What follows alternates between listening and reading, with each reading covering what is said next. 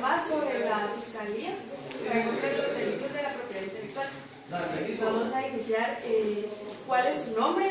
¿Cuál es su función dentro de la Fiscalía? ¿Y cuánto tiempo tiene de laborar acá? Muy bien. Mi nombre es Alfredo Solorzano Flores. Soy licenciado en Ciencias Jurídicas y Sociales con maestría en Ciencia Política. Yo voy a trabajar para la Fiscalía de Propiedad Intelectual 2 meses, pero creo que ya puedo dar la respuesta a una de esas preguntas. Sí, la Fiscalía, como puede observar ahí, su creación fue en el año 2001, donde toma auge lo que es, empezaron por considerar lo que eran los delitos contemplados en la propiedad intelectual, dividiéndolos en propiedad industrial, derechos de propiedad industrial, y los derechos de autor y derechos conexos. Hoy también se consideran en la ley los derechos informáticos, que también debe conocer la Fiscalía. ¿Usted tiene desconocimiento cuál fue el motivo o cuál fue lo que llevó a traer acá a Guatemala y fundar en sí una fiscalía que persiguiera todos esos delitos? Pues por historia, aquí en Guatemala, pues no, la sociedad sí lo consentía, mas la autoridad no le interesaba porque causaban un daño hacia la sociedad mínimo. Esa consideración tuvo que ir cambiando con la asesoría y con las intenciones del derecho internacional. Hablamos en todo caso del Estatuto de Roma y el Estatuto de París, que fueron fundados muchos años antes, en 1875, si no me recuerdo, y que de ahí partían los principios para regular este tipo de delitos, que afectaban a algunas personas que en ese tiempo se consideraban mínimos. Y en nuestro sistema económico, aquí en Guatemala, pues no le daba importancia, ya que no era un daño hacia una persona nativa, o sea, del lugar.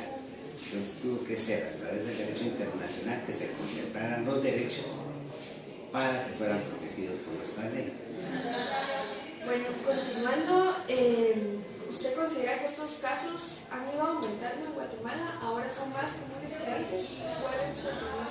Sí, aunque tengo, como le digo, poco tiempo de estar en esta fiscalía, la misma iniciativa que conlleva el sistema económico, nos podemos dar cuenta cómo realmente han calificado, o sea, como tipo de delito, y podría ser que no tiene un efecto positivo de acuerdo a la regulación penal.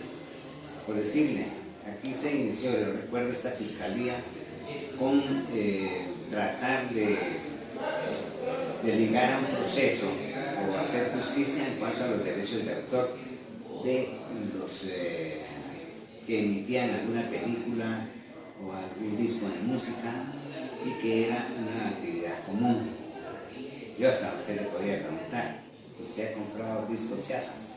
Sí. Bueno, sí, creo que todos tenemos. Que todos, al bueno, menos. Pero me decís, ¿por qué no has comprado un disco chafa, que no sea original? Porque mi hermana y mi papá los compran. ¿Cómo? Mi hermana y mi papá los compran y yo se lo llevo y miro una película. Bueno, pero sí hay actividad en la familia. Eso es un delito, ¿ya? Que todos estamos conscientes, porque lo que obedece aquí a la investigación en sí de los delitos de propiedad intelectual es la ley. Lo que nos guía es para encontrar lo que es el derecho. Lógicamente, si existe un autor, él es el titular del derecho, él es el que tendría que promover una denuncia ante la autoridad, ante el Ministerio Público, para darle seguimiento a una investigación y determinar si hay precisamente los delitos. Si no tiene derecho, no puede pedir.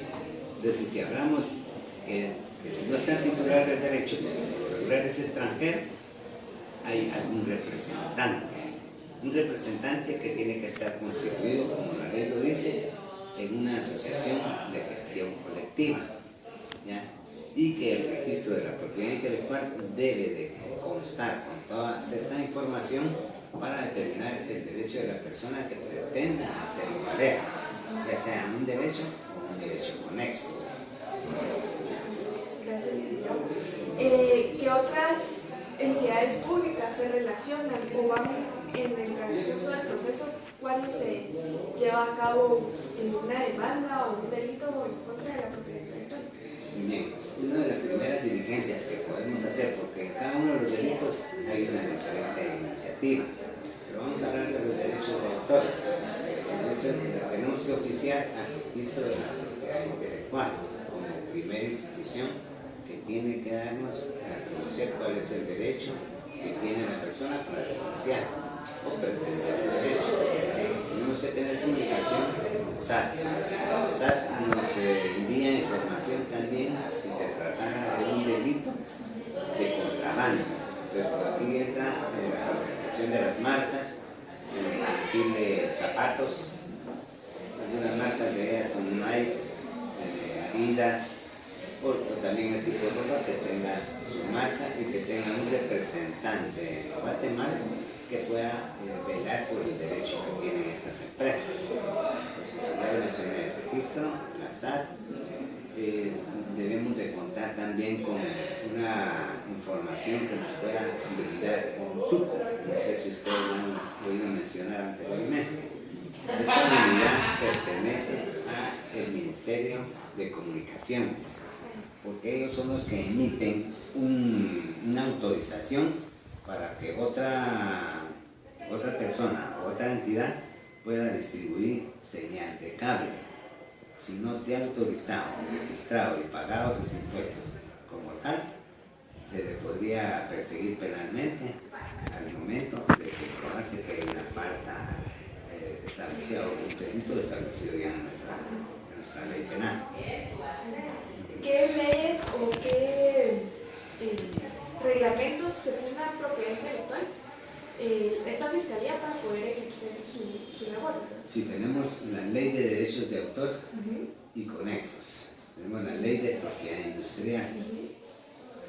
Tenemos la ley de medicamentos. Producción y comercialización de medicamentos falsificados, productos farmacéuticos y medicamentos adulterados y otros dispositivos. Todas estas casas médicas, podemos llamarle, entre ellas Merck, Abbott y otras, tienen sus representantes en Guatemala y ellos distribuyen la medicina formalmente, por decirle, la que es legítima. Pero hay personas o grupos, podría decir, que se dedican a falsificar esta medicina o medicamentos para poderlos distribuir en el círculo económico en Guatemala. Entonces, debemos de conocer, aparte de las leyes específicas que yo le mencioné, que tienen su propio reglamento, lógicamente lo que es el Código Procesal Penal y el Código Penal, donde están regulados en su artículo 274 para poder considerar la conducta de esas personas y poder iniciar, de acuerdo a los requisitos que establece la ley, un proceso. Continuando con los casos acá en Guatemala, ¿a diario o con qué frecuencia se están recibiendo casos o se están llevando los casos en trámite aquí en la fiscalía? ¿Con qué frecuencia se presentan? Sí, yo le podría decir que hay casos a diario. El problema que va a diferenciarse por el tipo de delito. Los que son más comunes son los delitos informáticos. Han oído ustedes hablar de Infornet, por decirles un caso.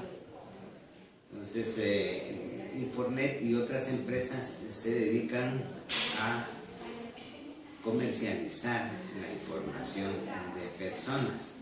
Información que prácticamente constituye un delito a la intimidad de las personas, porque les dan a conocer su estatus social, su estatus económico y si son buenos deudores o acreedores. Pues esto afecta a muchas personas porque a algunos les pega su oportunidad de poder trabajar. Que ya con una empresa interesa esa información, la comercializa, la revisa y no le dan un trabajo por eso. Entonces, de eso parte el mayor número de denuncias que nosotros tenemos acá, más es consideración propia, o sea, muy particular, que primero no podemos ligar. Ustedes, no sé si escucharon en los medios que se emitió una resolución a un amparo en la Corte de Constitucionalidad, haciendo ver que sí se está violentando el derecho de las personas y sé que esa resolución aún está pendiente de quedar firme, porque tenía un par de recursos pendientes. Ese tipo de denuncias es el más común. Posterior a este, es común ahora la falsificación de medicamentos y también la distribución de señales por cable. Ya, ese es otro. Entonces yo considero que a diario, por decirle aquí en la mesa, por eso los tengo separados, porque van asignados a diferente auxiliar. Entonces yo tengo que hacer un ingreso en mi computadora para irlo asignando y dejarle instrucciones de una vez qué es lo que él tiene que hacer inicialmente para proceder en la investigación.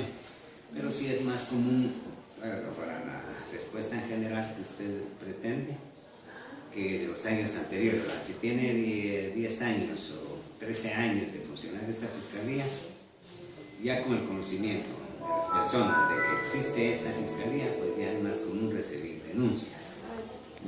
Usted mencionó una parte que dice que usted ingresa al sistema para poder asignar a los auxiliares, ¿verdad? Entonces eso me lleva a la otra pregunta. ¿Cómo se integra la Fiscalía de Propiedad Intelectual? Actualmente se integra por un jefe, su servidor, y que tiene el cargo de jefe de sección de la Fiscalía de Propiedad Intelectual. Inmediatamente abajo está constituida otra licenciada que tiene el cargo de fiscal de sección adjunto. Y jerárquicamente, luego de ella, tenemos 7 auxiliares. Como la palabra lo indica, auxiliar, es el que va a ayudar al fiscal en la investigación del caso para poderlo llevar a un juicio o a una medida alterna que pueda solucionar el caso. Y abajo de los auxiliares hay 3 oficiales y una secretaria ejecutiva. Eso es el personal con que cuenta la Fiscalía actualmente. Y quiero decir entre paréntesis que es la Fiscalía más pequeña de las que existen en todo el Ministerio Público. Bueno, nosotros podemos consultar en este momento casos que se estén llevando a cabo o eso no es permitido. Lo que quisiera consultar es una pregunta. Es que nosotros quisiéramos consultar el caso, pero según tenemos entendido, eso no es permitido. ¿Estamos en lo correcto? Mire, lo normal para consultar un caso es que usted sea parte. Entonces, para ser parte, porque yo le puedo dar una información de un expediente y lógicamente usted puede interesar, tal vez conoce a Alfredo Solórzano o a José Peláez, por decirlo, y le va a ir a contar, mira, tenés una denuncia ya por tal cosa. Después de eso tiene cierta reserva que se hace. Podrían consultarse casos que estén desestimados o que ya no tengan un efecto jurídico.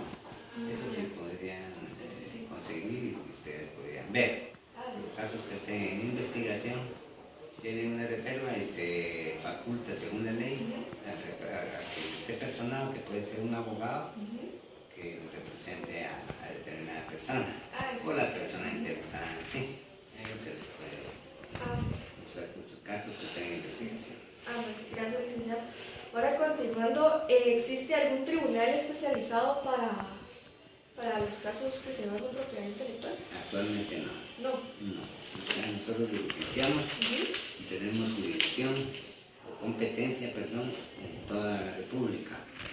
Ya, Fiscalía debe conocer los casos que se den en toda la República. Por eso mismo no existe otra sede, o sí existe sede. Y el problema de la Fiscalía, por lo pequeño que es, si consideran las autoridades que es suficiente el personal que tienen,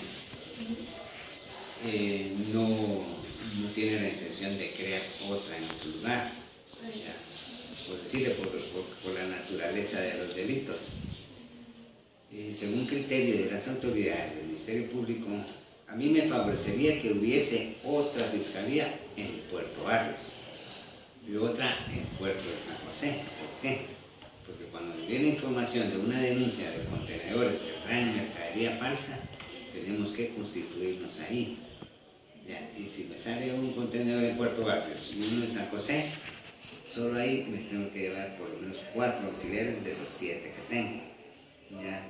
Entonces sí me favorecería que existiera, pero lastimosamente por presupuesto, partiendo de eso, no puede darse el lujo que funcione como fiscal general para poder tener este tipo de fiscalías en otros lugares. El presupuesto más que todo es el que ha marcado que la fiscalía aún continúe con las fiscalías que tiene, no por eso son menos importantes. Sí le debería. Si partimos del conocimiento del organismo judicial, ellos tienen juzgados de paz en toda la República. Estamos hablando de municipalidades. El Ministerio Público actualmente no tiene fiscalías en todos los municipios que debería tener. Entonces hay casos que se conexan, por decir, tocarle un tema. Si estamos en Santa Rosa, y Chihuahua no tiene fiscalía, que es un municipio de Santa Rosa, pero sí existe una fiscalía en Tacisco. En los casos de Chihuahua se van a ir para Tacisco, o los propios de Tacisco, o algún otro municipio que sea aledaño a esa jurisdicción. ¿Ya? Pero sí, lo que marca la diferencia en que no haya más fiscalías es el presupuesto que nos falta el ministerio. Y ya para finalizar, ¿usted nos podría dar el procedimiento que se debe de llevar desde iniciar el proceso hasta su finalización acá en la Fiscalía contra los Delitos de Propiedad Intelectual? ¿Cuál es el proceso? Bien, el proceso, yo le podría decir que es el mismo que está establecido ya en el Código Procesal Penal. Todo aquí parte de determinar si tiene derecho o si realmente se está cometiendo un delito. Entonces, entra la denuncia a OAP. OAP es la Oficina de Atención Permanente. Al entrar la denuncia a OAP, hay un auxiliar que la revisa. Al revisarla, determina si la acción es constitutiva de delito o no. Entonces ahí la puede archivar, o la puede desestimar, o no aceptarla, o remitirla a otra fiscalía. Por decirle, aquí nos han llegado a través de algunas denuncias que son de contrabando. Entonces hay una fiscalía específica de contrabando, se les remite a ellos esa información. ¿Ya? Así, ya después de que se ha recibido la denuncia, entonces se me envía a mí el expediente o a la fiscal adjunta para que lo ingresemos al sistema y le consignemos lo que son las instrucciones. Estas instrucciones es lo primero que tiene que hacer en la investigación. Ya hechas estas diligencias, pueden haber otras que la misma diligencia nos dé. O sea, si sabemos que es suficiente con 2 o 3 diligencias tener ya un criterio suficiente como para ligar a esta persona, pedimos la primera declaración. ¿Ya? No pedimos órdenes de aprehensión, no es común aquí. Si fuera otra fiscalía, por decirle vida, y yo tengo los elementos como para saber que usted o otra persona le hizo daño a otra o le quitó la vida, pido la orden de aprehensión. Ya, aquí funciona diferente. Y porque primero que los delitos son de un rango bajo o de menor impacto, de manera que están regulados por lo menos de 1 a 6 años. Es el daño, como dice a la sociedad, es menor que un delito grave, como la muerte. aquí lo citamos a primera declaración, lógicamente ya con el juez. Entonces esa declaración ya va al juez, él a decidir si los medios de investigación que tiene el Ministerio Público son suficientes, los va a llegar a proceso. Por el tipo de pena que tiene, lo lógica es que le dé medida sustitutiva. ¿Ya? Y seguimos nosotros con la investigación hasta el plazo que determine el juez de cuánto nos va a durar la investigación, poder presentar el acto conclusivo en ese orden. Y también va a depender esto en esta fase de tipo de delito, porque si es un delito de informe o de alguien que está agraviado en su intimidad por esa denuncia, entonces aquí lo común es que lo citemos a una junta conciliatoria. ¿Ya? Hay personas que en su denuncia traen el agravio, por decir, traen una nota donde dice la empresa tal y tal no le dio trabajo porque está mal informado por tal empresa. Ahí está claro. Entonces, lo que hacemos como procedimiento es citar al representante de esta empresa y a la persona agraviada y se les propone la junta conciliatoria, donde la empresa que ha emitido esa información le extiende un finiquito a esta persona para hacer constar de que ya no existen datos de él en el sistema que hoy maneja. Entonces, ahí con eso terminamos un proceso. Los otros serán, en el momento que alguien no entre a una conciliación o que pretenda un resarcimiento del daño que le causaron, entonces podemos llevarlo a un desistimiento. ¿Por qué? ¿Por qué a un desistimiento? Porque aquí hay que analizar las dos vías. Por eso le preguntaba, ¿habían escuchado ustedes de esa resolución de la CC en cuanto a que sí se está afectando el derecho de las personas? No sé si habían oído eso. ¿No? Bien, entonces la cuestión es que la sentencia no ha quedado firme. Al quedar firme, lógicamente, es un agravio ya claro y estas personas tendrán que responder. ¿Cómo van a responder? Lógicamente, eliminando los bancos de datos que tienen. Porque si nosotros lo vemos como un delito informático, que también está en el 274, está en su ley, el Código Penal, específicamente la parte que habla del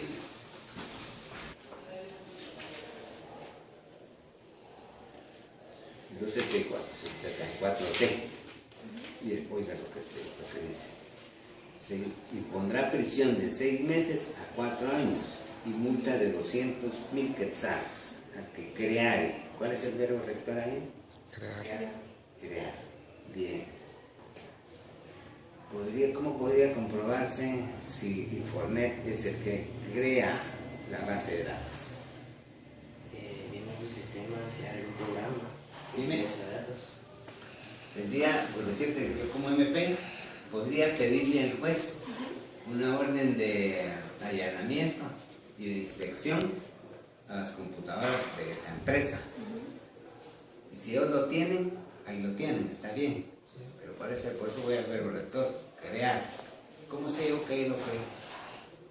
O él se lo comprueba a esta entidad o a otra. Entonces, ¿quién lo creó? Es la duda. Entonces es muy difícil poder pedirle al juez sin fundamento que me dé esa orden de allanamiento para ir a buscar a esa persona. Bien, pero hay otro dato aquí también. Entonces, el que crea un banco de datos o un registro informático con datos que puedan afectar la intimidad de las personas. La intimidad de las personas es un derecho humano, ya lo estableció la Procuraduría de los Derechos Humanos. Pero yo estoy viendo en el Código Penal que es un delito informático. Entonces, ¿cómo voy a cruzar el derecho humano con el bien jurídico tutelado, que es un registro informático? ¿Ya? Y sí me podría servir la resolución de la Corte en cuanto está violentando el derecho humano, pero tampoco voy a estar seguro de quién creó esa norma.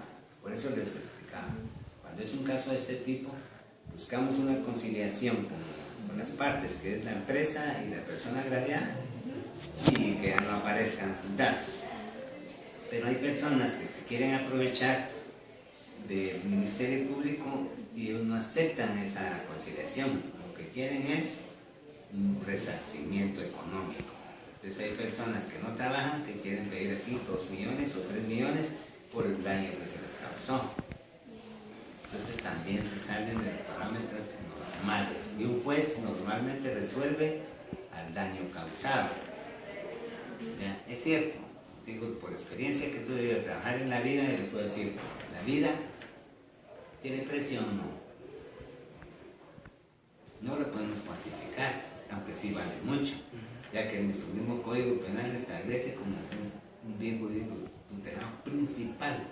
La misma Constitución también lo establece como un derecho principal.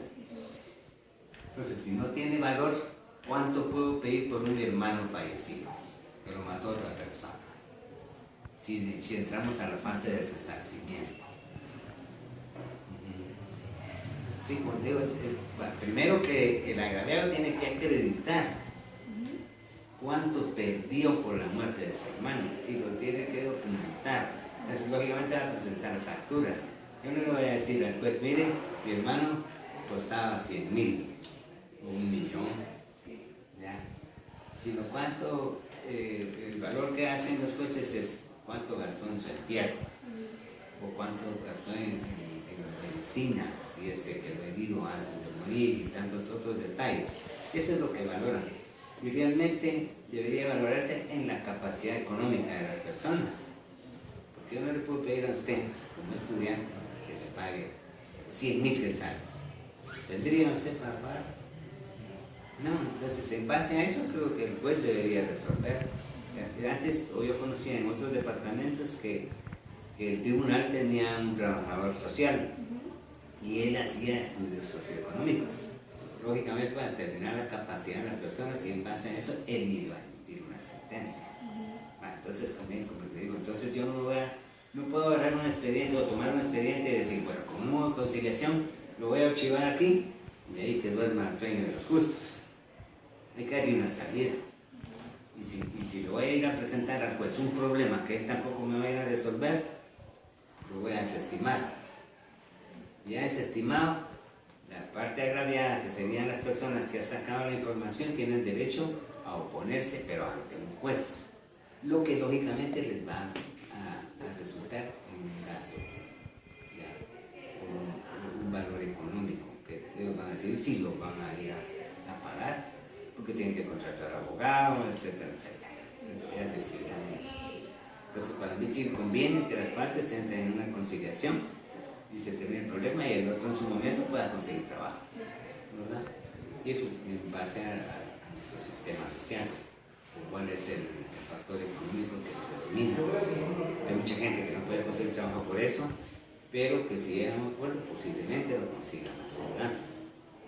A pretender que esta empresa le pague tanto dinero. ¿Ya? Así es como funciona por lo menos este tipo de delitos y como son varios los delitos, pues es diferente. Van a haber algunos pocos que son los que se llevan a juicio, que lógicamente vamos a llegar a la etapa preparada o de investigación en el tiempo que señale el juez para que se le presente acusación. Se han dado más que todo en casos de medicamentos, porque lógicamente tenemos una prueba contundente, que ahí solo se analiza por el Instituto de Ciencias Forenses y es falso. Podemos ir a juicio con él, pero la ley también, porque hay que faculta a que las partes puedan conciliar, porque la parte agraviada pueda ser resarcida en el daño, o sea que le paguen lo que piden, se termina el proceso. Muchas gracias, licenciado, por sus comentarios. Han sido de mucha ayuda para el aprendizaje, no solo de nosotros, sino que de nuestros compañeros, el cual mañana vamos a estar dando más detalles sobre. Muy bien, cualquier duda, pues ya saben que siempre estamos aquí para servir.